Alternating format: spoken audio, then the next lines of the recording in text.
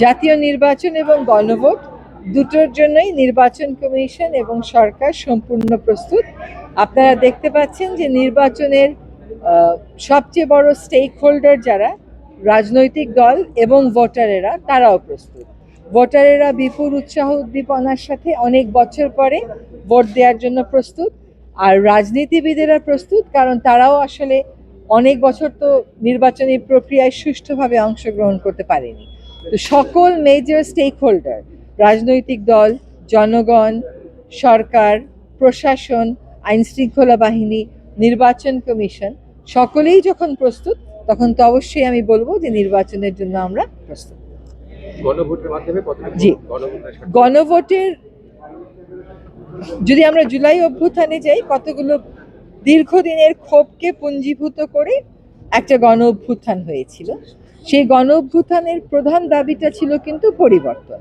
কোটা সংস্কার দিয়ে শুরু হলেও যে ধরনের রাষ্ট্রীয় অত্যাচার এবং বর্বরতার মুখোমুখি হয়েছিল ছাত্র জনতা, তখন থেকেই পরিবর্তনের একটা দাবি ওঠে এবং আমাদের অন্তর্বর্তী সরকারকে গতানুগতিক নিয়মতান্ত্রিকভাবে শুধুমাত্র প্রতিদিনের প্রশাসন চালিয়ে একটি নির্বাচন করে দিয়ে যাওয়ার জন্য এই জায়গাতে আনা হয়নি।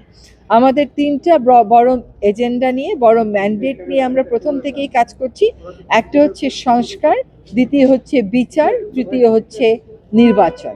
আমরা সংস্কার প্রশ্নে যেই বিষয়ে অভিজ্ঞ বা যারা যেই বিষয়ে অভিজ্ঞ তাদেরকে দিয়ে সম্পূর্ণ সরকারের নিয়ন্ত্রণের বাইরে রেখে সংস্কার কমিশনের কাছ থেকে মতামত এনেছি।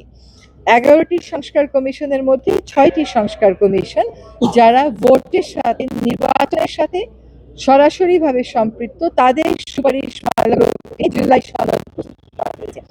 এই সনদের উপর দীর্ঘদিন, সপ্তাহ, মাস ব্যাপী সকল বড় রাজনৈতিক দলের সাথে আলাপ করা হয়েছে। তার প্রেক্ষিতে গণভোটের প্রশ্নগুলো নির্ধারণ করা হয়েছে। ওই যে জুলাই সনদে যে সুপারিশগুলো ছিল, সেগুলোই ছিল বিভিন্ন ক্ষেত্রে কাঙ্ক্ষিত পরিবর্তনের সুপারিশ।